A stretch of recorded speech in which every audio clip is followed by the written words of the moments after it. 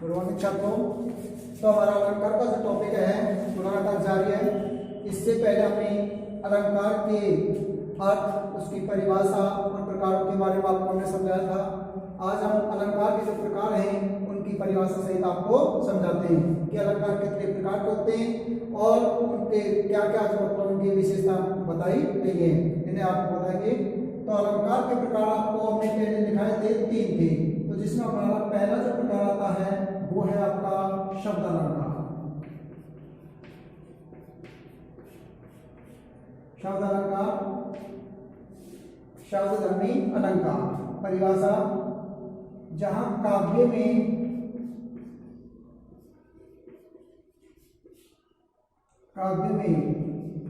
शब्दगत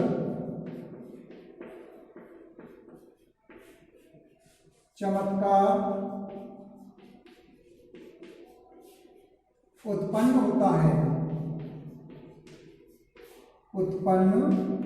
होता है उसे शब्दालंकार कहते हैं।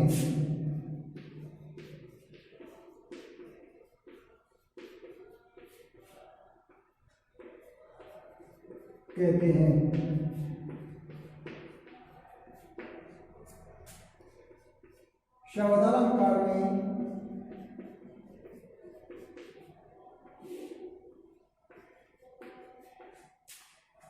पूरा जो प्रभाव है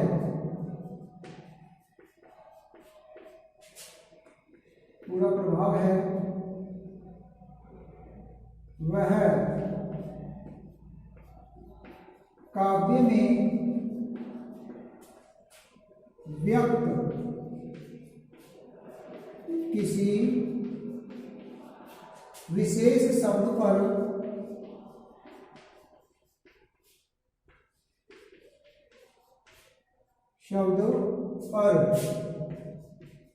पड़ता है। शब्द के किसी पर्यायवाची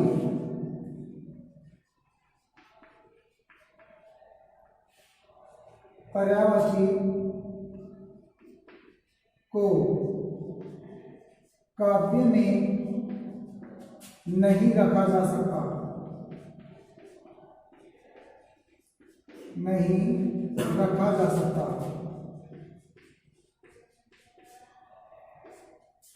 यदि काव्य में प्रयुक्त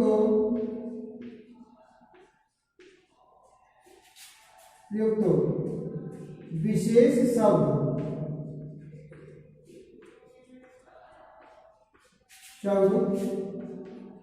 जिसमें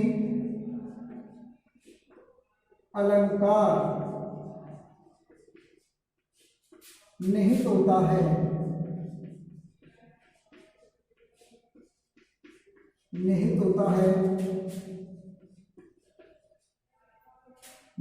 है, उसके स्थान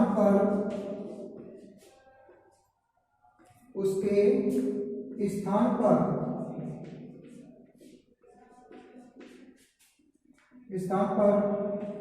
पर्यायवाची रख दिया जाता है।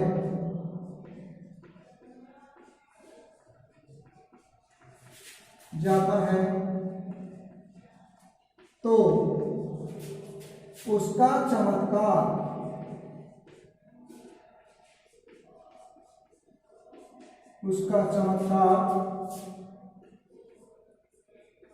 नष्ट हो जाता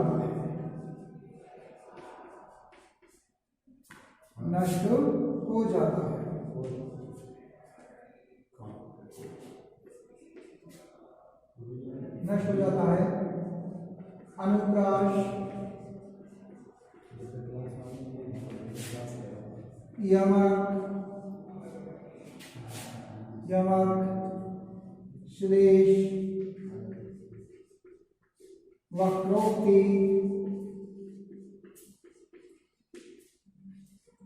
आदि शब्दालंकार है।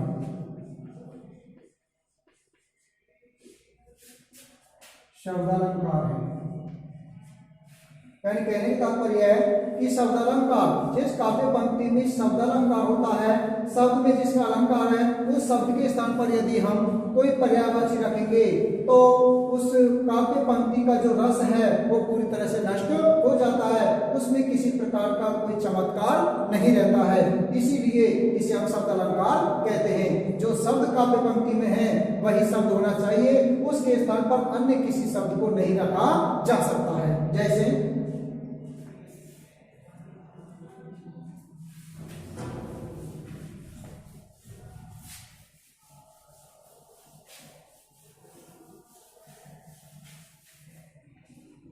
जैसे काली घटा का घमंड घटा, घमंड घटा। अब यहाँ पर आपका यमक अलंकार है जो शब्द अलंकार के अंतर्गत आता है।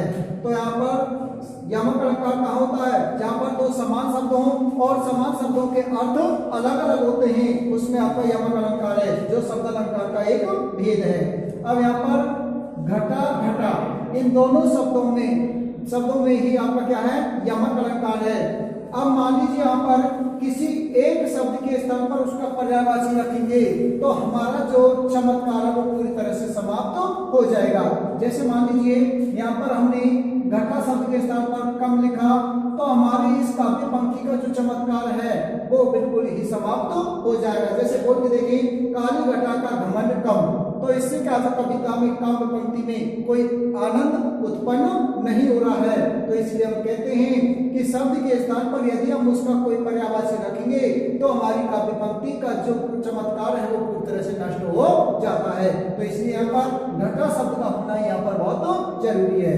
ठीक है, प्रथम जो घटा है इसका अर्थ है आपका बादलों की घटा और दूसरी घटा का अर्थ है कम पूर्णम। तो यही आपके क्या है? शब्द अलंकार है। आगे हम दूसरा जो अलंकार का भेद है वो है आपका अर्थ अलंकार।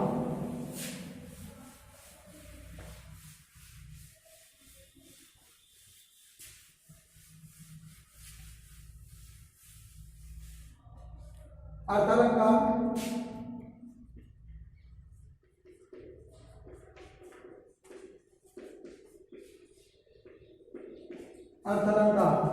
जहां काव्य में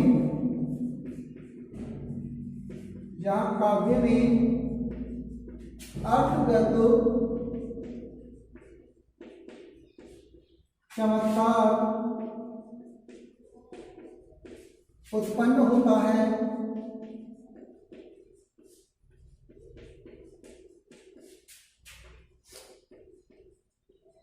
वहां अर्थालंकार होता है।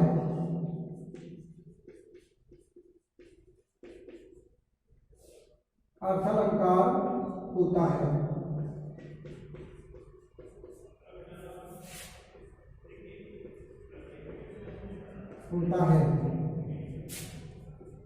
अर्थालंकार में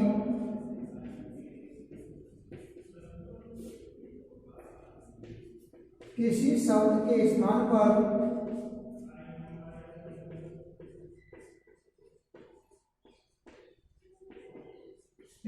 पर उसका पर्यायवाची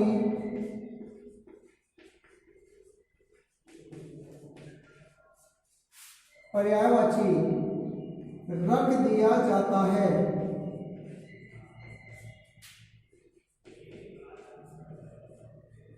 जाता है। तो काव्य में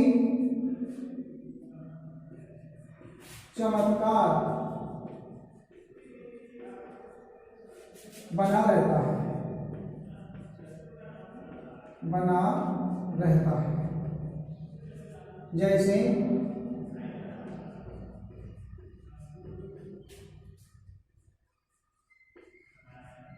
मुख मयंक समंजू मनोहर,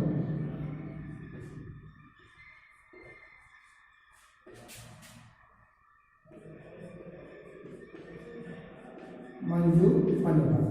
अब यहाँ पर इस काव्य पंक्ति में अर्थालंकार है। यदि हम किसी भी शब्द के स्थान पर उसका पर्यायवाची रखते हैं तो इसमें इसका जो चमत्कार है, आनंद है, रस है, वो बिल्कुल भी समाप्त तो नहीं होगा, वैसा का वैसा ही बना रहेगा।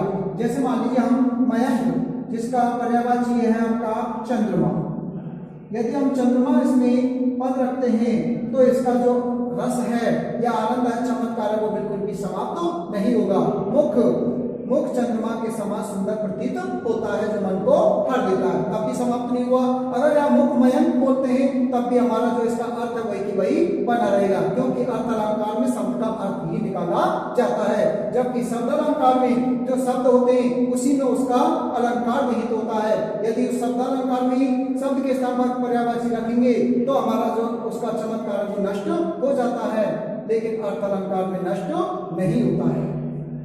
अर्थालंकार में कौन कौन से अलंकार आते हैं तो ध्यान रखें, हमारे जो पाठ्यक्रम में दिए गए हैं उन्हीं को लिखते हैं हम। वो है आपका एक तो विभावना,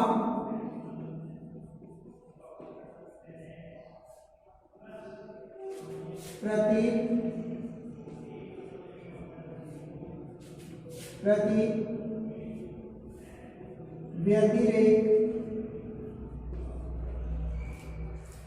व्यतिरेक, इसके अलावा समासोक्ति,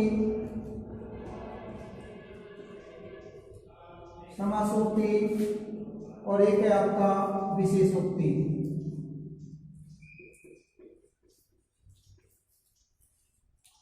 ये 5 आपके पाठ्यक्रम में लगाए हैं, जो पांचों किसमें आते हैं, अर्थालंकार में आते हैं, ये आपके पाठ्यक्रम में शामिल है। अगला जो हमारा अलंकार का भेद है वो है उभयालंकार।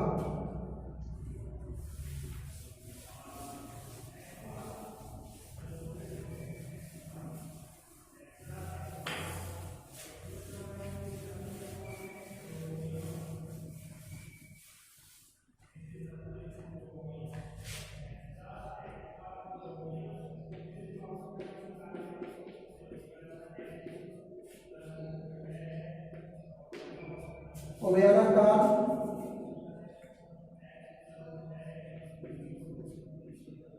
उभय का शाब्दिक अर्थ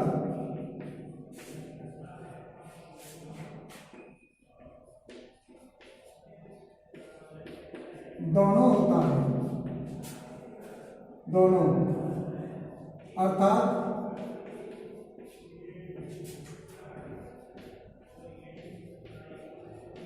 शब्दालंकार और अर्थालंकार।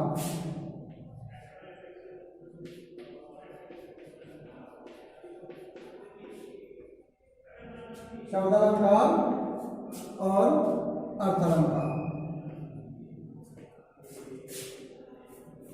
होता है।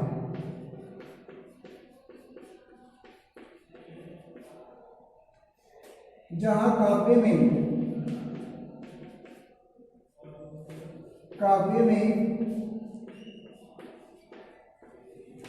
शब्दगत और अर्थगत दोनों ही प्रकार के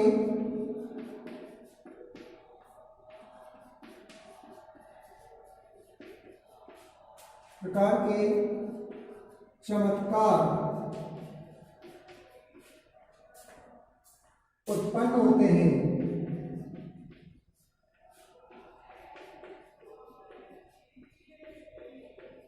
उन्हें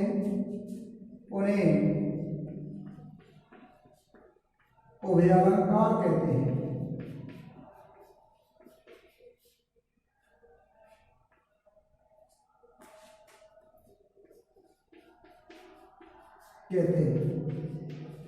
यानी कि इस प्रकार के जो अलंकार हैं उसमें आपके शब्द अलंकार और अर्थालंकार दोनों ही शामिल होते हैं, जो अपना प्रभाव शब्द और उसके अर्थ दोनों पर ही डालते हैं।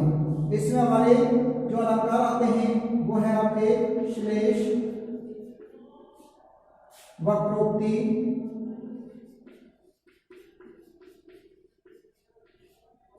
आदि। ये दो आपके अव्यय अलंकार में आते हैं। तो ये आपके अलंकार के 3 प्रकार थे और अलंकारों के बारे में हमने आपको पहले बता दिया था। अलंकार आपका जो 6 संप्रदाय काव्य शास्त्र में है उसमें से दूसरा प्रमुख संप्रदाय आता है। पहला जो संप्रदाय है वो है आपका रस संप्रदाय। 6 संप्रदाय कौन कौन से होते हैं? पहला रस संप्रदाय, ये काव्य शास्त्र के प्रमुख संप्रदाय हैं जो सर्वश्रेष्ठ है, जिनके माध्यम से हमारा एक काव्य शास्त्र बनकर के तैयार होता है। दूसरे पर आता है आपके अलंकार संप्रदाय। अलंकार संप्रदाय, इसके बाद में रीति संप्रदाय, फिर आता आपका रीति, इसके अलावा आपका औचित्य, औचित्य, इसके अलावा वक्रोक्ति, वक्रोक्ति, और छठा रहेगा हमारा अलंकार, रस, रीति, औचित्य, वक्रोक्ति। एक संप्रदाय और 6। तो ध्यान रखें, अलंकार संप्रदाय इसका स्थान दूसरा है और इसके जो प्रवर्तक माने जाते हैं वो है आपके आचार्य भामे हैं। आचार्य भामे जो कि आपकी 6वीं शताब्दी के प्रमुख आचार्य थे। इन्होंने अपना एक ग्रंथ लिखा था जिसका नाम था काव्य अलंकार। तो उन्हीं के अंतर्गत माना जाता है कि अलंकार के प्रवर्तक ही आचार्य भामे हैं और इन्हें अलंकार को दूसरा स्थान प्राप्त हुआ 6 संप्रदायों में से। पहला आपका रस संप्रदाय आता है। अब अलंकारों के प्रकारों के बाद में हम आपको ये बताएंगे कि पाठ्यक्रम में जो आपके अलंकार बनाए हैं उन एक एक करके अलंकारों को आपको हम बताएंगे। तो कल से हम अगले वीडियो में आपको अलंकार के जो आपके पाठ्यक्रम में हैं उनको एक एक करके बताएंगे। आज के लिए इतना ही काफी।